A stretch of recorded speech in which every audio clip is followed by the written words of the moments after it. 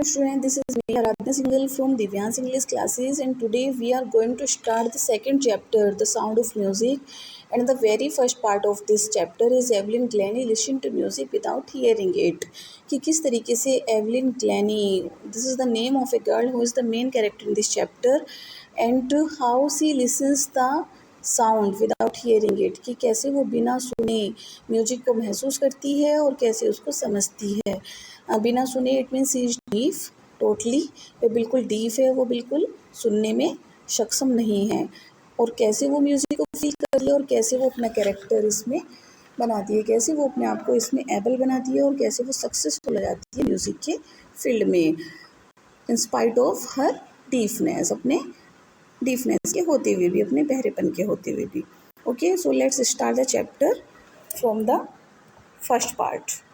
Okay, and this is part first. In this chapter we will read Russ our crowd Joseph for position on the underground train platform. A slight girl looking younger than her 17 years was nervous yet excited as she felt the vibration of the approaching train.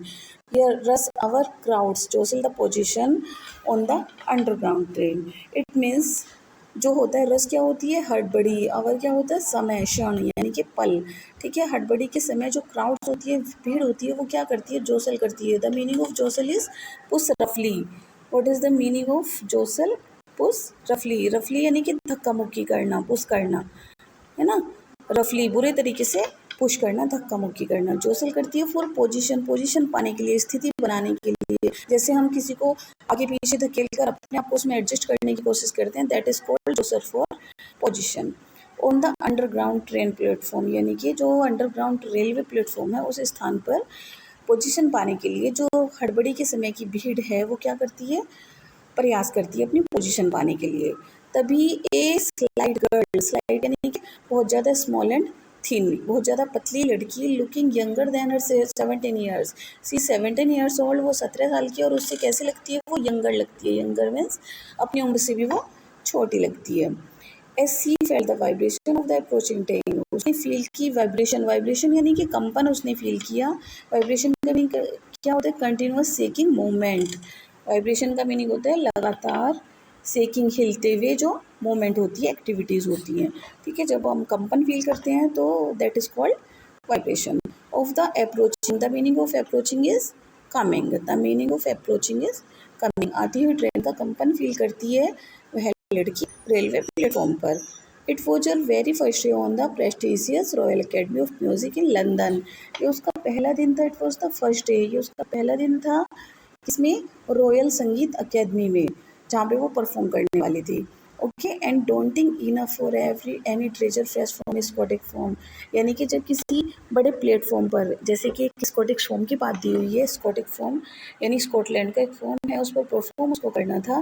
तो जैसे कि एक teenager, जो fresh teenager होता है, सबसे पहले जब उसके परफॉर्म करना पड़ता है, जैसे कि वो डरता है, उतना ही वो भी डरी हुई थी.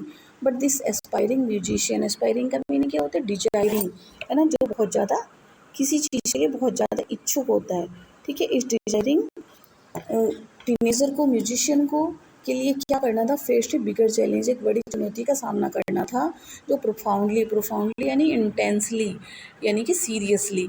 ओके, इंटेंसली जो डीप थी, जो बिल्कुल डीप थी, उसको एक इस बड़े प्लेटफॉर्म पर परफॉर्म करना था, और उसके लिए एक बहुत बड़ा चैलेंज था. चैलेंज कौन एक्सेप्ट करते हैं, जिनको चैलेंज एक्सेप्ट करना आता है वही सक्सेसफुल होते हैं. तो उसको चैलेंज एक्सेप्ट करना था, इट मीन्स उसको जीतना था.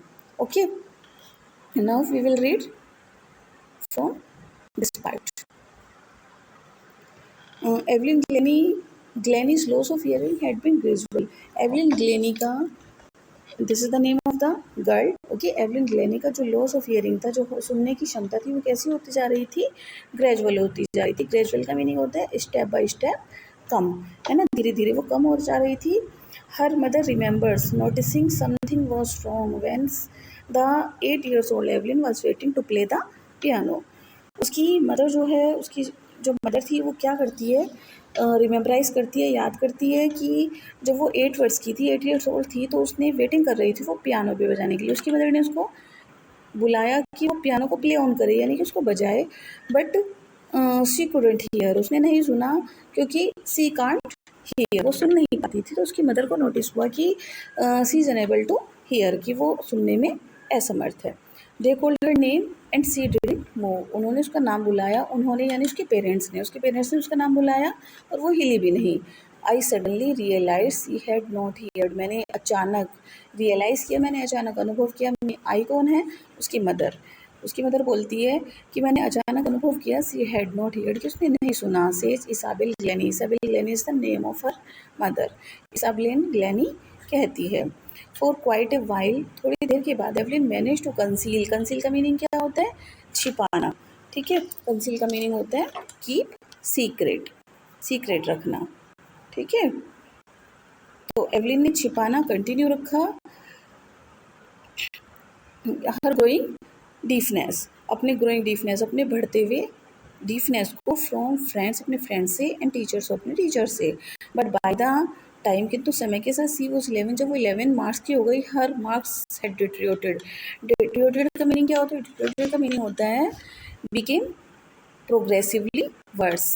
ठीक है, डिट्रियोटेड का मीनिंग होता है बिकेम प्रोग्रेसिवली वर्स, यानी कि लगातार उसके कम होते जा रहे थे मार्क्स। डिट्रियोट का मीनिंग कम हो जाना।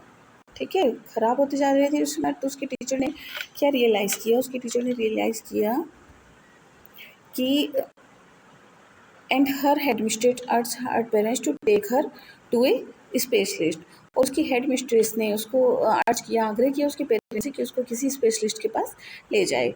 इट वॉज दैन डिस्कवर्ड, तब पता चला that her hearing was severely impaired as a result of gradual nerves, कि उसकी जो हियरिंग है वह सीवियरली, सीवियरली का मीनिंग क्या होता है? सीवियरली का मीनिंग होता है इंटेंसली, यानी कि बहुत बुरी तरीके से, बहुत बुरी तरीके से इम्पेयर्ड हो गई है, यानी कि वीकेंड हो गई है।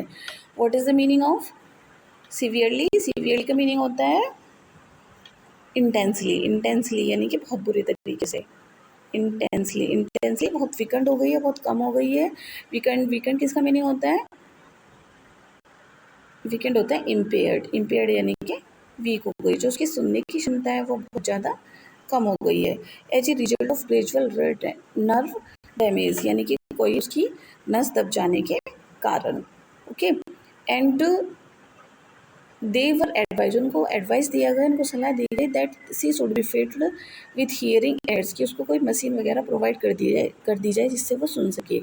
And so sent to school for the deaf, और उसको डीफ से रिलेटेड जो डीफ पर्सनस के लिए स्कूल होता है उसको वहाँ पे भेज दिया जाए।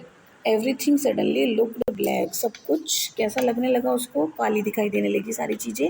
इट मीन्स सब कुछ उसको दिखना बंद हो गया, उसको सारी जो लाइफ थी वो बिल्कुल अंधकार में लगने लगी। सेज एवलिन, एवलिन अपने बारे में कहती है। Okay, let's move to next danger. But Evelyn was not going to give up, किंतु जो एवलिन थी वो अपनी बात को, अपने जो उसका वो था, हिम्मत थी, वो उसको गिव अप करने वाली नहीं थी। गिव अप यानी कि झुकने वाली नहीं थी वो अपने टारगेट से। ओके, सी वॉज डिटरमाइंड, उसने निश्चय किया। सी वॉज डिटरमाइंड, उसने क्या किया? निश्चय किया। To lead a normal life, कि वो एक नॉर्मल लाइफ लीड करेगी, व्यतीत करेगी। And pursue her interest of music, और अपने इंटरेस्ट को म्यूजिक में परसू करेगी। परसू का मीनिंग दूर लेकर जाएगी, यानी उसको फॉलो करेगी।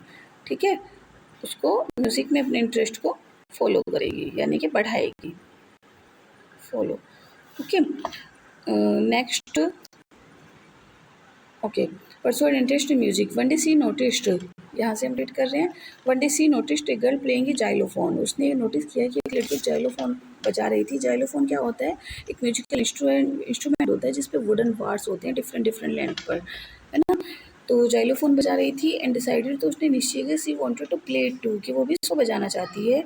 Most of the teacher discouraged her, बहुत सारे टीचर्स ने उसका उत्साह घटाया, उसका उत्साहवर्धन नहीं होने दिया।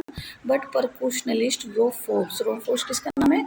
परकुशनलिस्ट। परकुशनलिस्ट कौन होता है? जो तबलची होता है, जो हर तरीके के इंस्ट्रूमेंट बजा सकता है। A person who plays the drum, the table etcetera. Okay, उसको हम बोलते हैं परकुशनलिस्ट। जिसका नाम रॉन फोर्ब्स था, उसने स्पॉटेड हर पोटेंशियल, उसने स्पॉटेड किया, रिकॉग्नाइज किया। रिकॉग्नाइज यानी कि पहचाना, उसके टैलेंट को पहचाना। ठीक है, स्पॉटेड का मीनिंग होता है रिकॉग्नाइज किया उसके पोटेंशियल को। पोटेंशियल क्या होता है? उसकी बुद्धि, यानी कि उसकी जो टैलेंट होता है, टैलेंट एंड पावर, उसके टैलेंट और पावर को पहचाना। और क्या किया? And he says don't listen through your ears, अपने कानों से मत सुनो, ही वुड से, उसने कहा। Try to sense it some other way, इसको समझने की किसी और तरीके से कोशिश करो। सेज एवलिन, एवलिन कहती है, suddenly I realise I could feel the higher drum from the waist up and the lower ones from the waist down. Evelyn कहती है कि अचानक मैंने रियलाइज़ किया, अनुभव किया कि मैं हायर ड्रम को तो अपने वेस्ट के यानी कमर के ऊपर के हिस्से से फील कर सकती हूँ, और वेस्ट डाउन और नीचे के हिस्से से, कमर के नीचे के हिस्से से मैं कम आवाज़ को फील कर सकती हूँ। Forms repeated the exercise, forms ने फिर से इस एक्सरसाइज को रिपीट किया, इस बात को फिर से रिपीट किया। एंड सून एवलिन डिस्कवर्ड, और जल्दी एवलिन को पता चला that she could sense certain notes in different parts of her body, कि वो समझ सकती है अलग अलग नोट्स को अपनी बॉडी के अलग अलग पार्ट से। I had learn to open my mind and body to sound and vibration, मैंने सीख लिया था अपनी बॉडी को, है ना, मैंने अपने मस्तिष्क और शरीर को ध्वनि और कंपन को ग्रहण करने के लिए खोलना सीख लिया था। यानी अब उसने अपने माइंड से वो अपने माइंड से पढ़ने लगी थी नोट्स को, म्यूजिक के नोट्स को। ओके, द रेस्ट वार्ड्स her determination and hard work, और जो बाकी उसने सीखा, रेस्ट पार्ट जो उसने सीखा वो क्या था? उसका दृढ़ निश्चय था, और उसकी जो कठिन परिश्रम था उसके थ्रू उसने बाकी चीज़ें सीखी। Okay, so students, I hope you understood this part of the chapter, and the rest part of the chapter we will read in the next class. Till then, thank you. Have a nice day.